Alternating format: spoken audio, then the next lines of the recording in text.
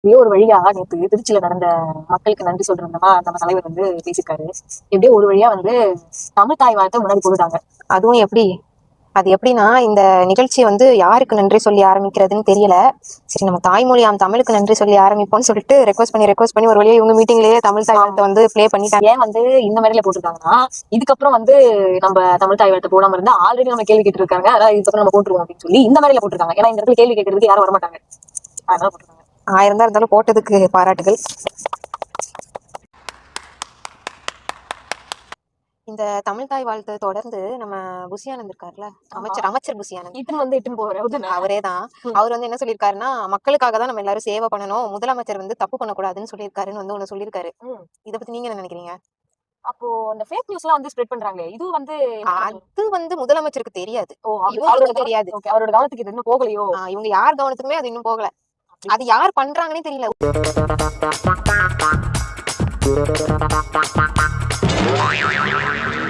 கிருஷ்ணன் ஒருத்தர் வந்து இருக்காரு கட்சியில. அப்படி அவரு இருந்தாரு, அவரு இருக்காரு. அவர் எனக்கு மீட்டிங் வந்திருந்தாரு. அவர் வந்து சொல்லியிருக்காரு, அதாவது டிவிக்கே வந்து இந்த எலெக்ஷன்ல எப்படி வெற்றி பெற்றதுங்கிறத ஆராயறதுக்கு உலக நாடுகள்லாம் சேர்ந்து யூனிவர்சிட்டியில கூட ஆராய்ச்சி பண்ணுவாங்க. அந்த அளவுக்கு இது வந்து எப்படி வின் பண்ணாங்கன்னே தெரியல அப்படிங்கிற அளவுக்கு முடியல போல அவங்களுக்கு. இது எப்படி வந்து சாத்தியம்? தமிழ்நாட்டுல இந்த மாதிரி ஒரு விஷயம் நடந்திருக்கிறது வந்து ஒரு சாத்தியமற்ற ஒரு செயலாச்சே. இதை வந்து நம்ம வந்து சர்ச் பண்ணி ஆராய்ச்சி மக்களுக்கு இதை வந்து தெரியப்படுத்தணும் அப்படின்ற அளவுக்கு இவங்க வந்து விஞ்ஞானம் மூலியமா வந்து இதை வந்து ஆராயிறாங்க. அப்படி ஆராய்ஞ்சா கூட விடை கிடைக்குமான்னு தான் தெரியல. திருச்சி அந்த மேடையில என்ன பேசியிருக்காரு, ஒரு அரசியல்வாதி ஒரு தன்னை வந்து முதலமைச்சரா நினைச்சு மேடையில பேசுறாங்க அப்படின்னா கொஞ்சமாச்சு இந்த எப்படி சொல்றது, கெத்தா அந்த ஆர்டிஸ்ட் மாதிரி பேசாம ஒரு அரசியல்வாதி மாதிரி பேசிருக்கோம். அதானே, இதுதானே நாங்க எதிர்பார்த்தோம். அன்னைக்கு நீங்க என்ன அப்படி அரசியல்ல நீங்க வந்து பாக்கல? எவ்வளவு அரசியல் பேசியிருக்காரு எங்க அண்ணன். எங்க சொல்லுங்க, நாங்க கருப்பு வெள்ளையில கோட்டு போட்டு வந்தோம், என் மனசு மாதிரி தான் என் ட்ரெஸ்ஸும் கருப்பு வெள்ளையா இருக்கும் அப்படின்னாரு. அரசியல்னா என்னது? சம்பந்தம் இல்லாம பேசுறதுதான் அரசியல். அப்படி ஒரு பாயிண்ட சொல்லிட்டு கருப்புனா யாரை குறிக்கணும் உங்களுக்கே தெரியும் அப்படின்னு அங்க ஒரு பாயிண்ட் வச்சாரு. அதை நீங்க நோட் பண்ணிருக்கணும். அதுதான் எனக்கும் ஒரு டவுட். ஆமா, இந்த கருப்பை யாரை குறிக்குது? ப்ரமோஷன் பண்றதுக்காக இங்க எடுத்து வந்திருப்பாரோ? அப்படி சூட்சமமா பேசுறதுதான் அரசியல். அது வந்து அரசியல் வந்து கரெக்டா புரிஞ்சு வச்சு தெரிஞ்சு வச்சு அறிஞ்சு வச்சு பண்ணிட்டு இருக்காரு. அப்ப இதுக்கப்புறம் ஒரு கருப்பு வேலையை தவிர வேற எந்த கலர்லயும் ட்ரெஸ் போட மாட்டாங்க. அதெல்லாம் நீங்க வந்து கேள்வி கேட்க கூடாது. வாக்குறுதியே நீங்க கேள்வி கேட்க கூடாது. ஏன்னா நிதி பெட்டியை தான் திமுக பூட்டி வச்சுட்டு போயிட்டாங்களே இன்னும். ஆமா, எனக்கு ஒரு இன்னும் எவ்வளவு நாங்க திமுக பத்தி பேசிட்டு இருக்காங்க. எனக்கு அதெல்லாம் கூட சரிதான். இப்ப ஆட்சிக்கு வந்ததுக்கு அப்புறமும் இதுக்கு திமுக தான் அதுக்கு திமுக தானா? அப்போ உங்க கையில பவரே இல்லையா? அப்போ மக்கள் எல்லாம் சொல்ற மாதிரி நீங்க என்ன பொம்மை சிஎம் தானா? இது நம்ம லிஸ்ட்லயே இல்லையே. தொகுதியில வந்து சரி யாரு இவரா? அவரேதான் அவரு தொகுதியை பார்க்க போயிட்டாரு. அதுவும் விஜயோட போயிருக்காரு. சிஎம் விஜய், அதான் சிஎம் விஜயோட போயிருக்காரு. அது எப்படி மாறு வேஷத்துல போயிருக்காரு, அது டூப்பு போட்டு போயிருக்காங்க. படத்தெல்லாம் டூப்பு போடுவாங்கல்ல, டூப்பு அந்த மாதிரி விஜய் மாதிரியே. அது என்னன்னா அந்த கச்சேரியில எல்லாம் 90ஸ்ல நடக்கும்போது கச்சேரியில எல்லாம் அந்த எம்ஜிஆர் மாதிரி, சிவாஜி கணேசன் மாதிரி, ரஜினி மாதிரி எல்லாம் வேஷம் போட்டு ஆடுவாங்க. அந்த மாதிரி ஒரு ஆர்டிஸ்ட் கூட்டிட்டு போயிருக்காங்கன்னு நினைக்கிறேன். அந்த மாதிரிதான் எனக்கு தெரிஞ்சு இந்த போற போக்க பார்த்தா 234 தொகுதியிலயுமே வந்து ஐயா போக மாட்டாரு போல நம்ம சிஎம். அவருக்கு என்ன இது மட்டுமா வேலை? எவ்வளவு வேலை இருக்கு அவருக்கு. எவ்வளவோ வேலை இருந்ததுனாலதான் போன வாரம் நடக்கக்கூடிய அந்த சிங்கப்பெண் இதை வந்து தள்ளி வச்சிருக்காரு. எல்லாம் நம்புற மாதிரி அங்க இருக்குது. ஆரம்பத்தில் நானும் தான் நம்பினாதான் சோறு போடுன்னு தாத்தா சொன்னாரு. அதுல இருந்து நம்பிட்டேன். தான் சொல்றாரு, இந்த மாதிரி மக்களுக்கும் எனக்கும் உள்ள ஒரு ரிலேஷன்ஷிப்பை வந்து இவங்க பிரிக்க பாக்குறாங்க. ஏன்னா இப்போ நிறைய மக்களுக்கு வந்து புரிய ஆரம்பிச்சிருச்சு, நிறைய தப்பு நடக்குது, நம்ம கேள்வி கேட்கணும் அப்படிங்கறத யோசிக்க ஆரம்பிச்சிட்டாங்க. ஆனா அந்த யோசிக்கிற அந்த மக்களோட மைண்டையும் இந்த மாதிரி ஒரு சென்டிமெண்ட் டைலாக் போட்டு முடக்குறது. ஆமா, எனக்கு ரொம்ப வந்து மேனிபுலேட் பண்றாரோ. ரொம்ப வந்து அவங்களுக்கு ஓட்டு போட்ட மக்கள் வந்து அவர் என்ன சொன்னாலும் கேட்பாங்கன்ற அந்த ஒரு தைரியத்தினால அவர் இஷ்டத்துக்கு அடிச்சு விடுவாங்க. இது வந்து முன்னாடிதான் அடிச்சு விட்டாருன்னு பார்த்தா இப்பவும் வந்து அதை மாத்திக்காம அதை வந்து அதை அப்படியே மெயின்டைன் பண்றாரு. இப்படிதான் 5 வருஷமா மெயின்டைன் பண்றாரு. நடிகன் தான் அந்த மாதிரி சொல்லலாம். அவர் அதுதான் நடிகன் தான். இதுக்கப்புறம் ஒரு அரசியல்வாதியா மாறி கொஞ்சம் தெரிஞ்சு கத்துக்கிட்டு வந்தாருன்னா நல்லாதான் இருக்கும். நல்லா சொல்றோம், பாப்போம் என்ன நடக்குது. இதுல வேற சில டிவிகே தம்பிகள், அண்ணன்கள், அங்கிள்ஸ் எல்லாருமே ரொம்ப வருத்தப்படுறீங்க. நாங்க வந்து ரொம்ப தாக்கி பேசுறோம், அடிச்சு பேசுறோம், நொறுக்கி பேசுறோம்னு. என்ன பண்றது? 100 ஃபேக் நியூஸ் வருது. ஒண்ணு வந்து ஒழுங்கான ஒரு நியூஸ் வருது. இந்த 100ஆல இந்த ஒண்ணு நம்ப முடியுமா? அதையும் பொய்யும் தான் எங்களால நம்ப முடியுது.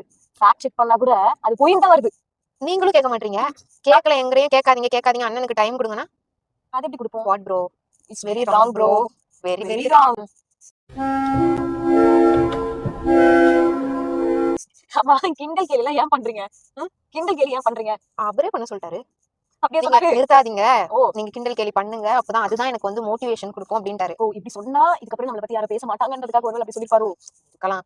சரி நினைச்சிருப்பாரா இருக்கும் ஒருவேளை. யாரு நம்மள என்ன பேச போறா? அதான் அவர்தான் சொல்லியிருக்காரு. எதிர்க்கட்சியே இல்லாத அளவுக்கு ஒரு அரசியல் கட்டமைப்பு வந்து நான் எடுத்துட்டு வர போறேன். ஆமா கரெக்ட் தான். ஏன்னா எதிர்க்கட்சி இல்லைன்னா கேள்வியும் கேட்க வேணாம், பதிலும் சொல்ல அது வேணாம். என்ன நீங்க சொல்லுவாங்க, இந்த ஒரு இது உண்டு, ராஜாவும் நானே அதான் மந்திரியும் நானே அந்த மாதிரி சிங்கிளா போயிட்டு சிங்கிளா ஜெயிச்சுட்டு அவரை போய் உட்காந்துக்கலாம் சிஎம் சீட்ல. ம். யாரையும் போயிட்டு கெஞ்ச வேணாம். எனக்கு தெரிஞ்சு இது நடக்குமான்னு தெரியல. நடக்கும். நடக்குமா? அவர்தான் சத்தியம் வாங்குறாரு மக்கள் கிட்ட. விஜய் எடுத்துட்டு வருவீங்க தானே, ம். என்ன ஜெயிக்க வைப்பீங்க தானே, ம், உள்ளாட்சி தேர்தல் வருது தானே, ம், அதுலயும் எனக்கு ஓட்டு போடுவீங்க தானே. தெரியும் தானே. ஆல்ரெடி திருந்திருக்காங்க தானே கொஞ்சம் பேரு.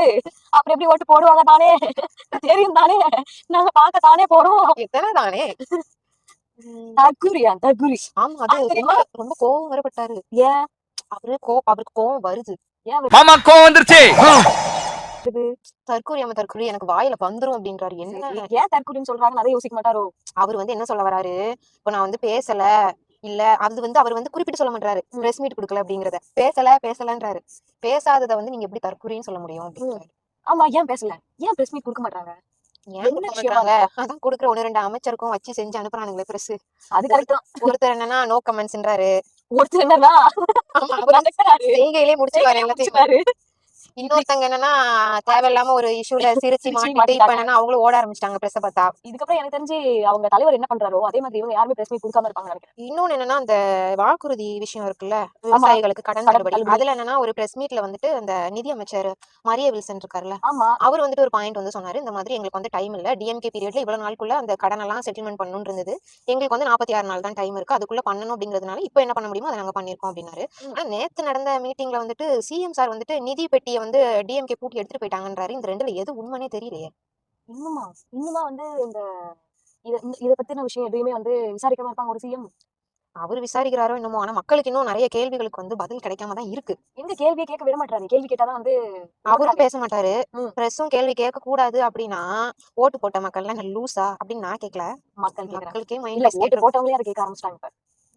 இதுல வேற அதுக்கும் கொஞ்சம் நம்ம டிவிகே மாஃபியா கும்பல்ஸ் இருக்காங்கல்ல, அதாவது இவங்க பிஆர் ஓ ஆமா ஆமா பிஆர் கேங் இருக்கா? அவங்க வந்துட்டு கொஞ்சம் கமெண்ட்ஸ் போட்டு மக்கள் மனசை வந்து கொஞ்சம் இது பண்ண, அதாவது இன்ஃபுளுன்ஸ் பண்ண பாக்குறாங்க. இதை எப்படி நம்ம வந்து அண்ணனை வந்து ஹீரோயிசம் காட்டலாம், இந்த பிரஸ் மீட்ல இருந்து போறதையும் எப்படி ஹீரோஸா மாத்தலாம் அப்படின்னு சொல்லி நடிக்கிறதையும் ரியல் லைஃபையும் வந்து மெச் பண்ணி ஒண்ணு பண்றாங்க. அதாவது அதையும் உண்மை நினைச்சு, அதாவது தற்கூரின்னு சொல்றோம்னு சொன்னீங்கல்ல, அவங்க என்ன பண்றாங்க, நம்புறாங்க. கண்மூடித்தனமா நம்புறாங்க. அதுவும் நம்புறது மட்டும் இல்லாம மத்தவங்களையும் நம்ப சொல்றாங்க. என்னால ரொம்ப டார்ச்சர் பண்றாங்க, நம்புங்கன்னு. எனக்கு ரீலா அடிச்சு சொல்றாங்க. என்னால பார்க்க முடியலையே, இதெல்லாம் என்னைக்கு வந்து கண்ட்ரோல் ஆகும்? இதுல வேற ஒரு ரீல் எனக்கு ஒரு தம்பி அனுப்புனாப்ல. அதுல வந்து ஒருத்தர் பேசுறாரு, அவரு எதுக்கு வந்து எங்க அண்ணன் பிரஸ் மீட் கொடுக்க மாட்டேங்காரு அப்படிங்கறத ஜஸ்டிஃபை பண்றாரு. அவரு அந்த வீடியோல என்ன சொல்றாரு அப்படின்னா, பிரஸ் எல்லாம் வந்துட்டு உண்மையா இல்லையா, அவங்க வந்து இவருக்கு வந்துட்டு எப்படி இவர் மேல சாயம் பூசணுமோ அப்படி பூசிட்டு ஒருவேளை எதிர்கட்சியில இருந்து காசு வாங்கிருப்பாங்களோ? இப்போ ஆளுங்கட்சி இவங்க தானே.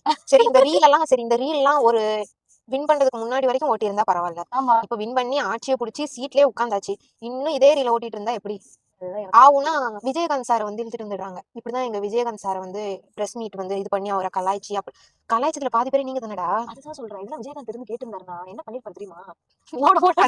தூக்கி அடிச்சிருவா பாத்துக்கணும் ஒரு டைலாக். தூக்கி அடிச்சிருப்பாரு. தூக்கி அடிச்சிரும் பாத்துக்க. அவங்க அண்ணன் வந்து பிரஸ் மீட் கொடுக்காது லெஃப்ட் ஹேண்ட்ல டீல் பண்றாராம் அவரு.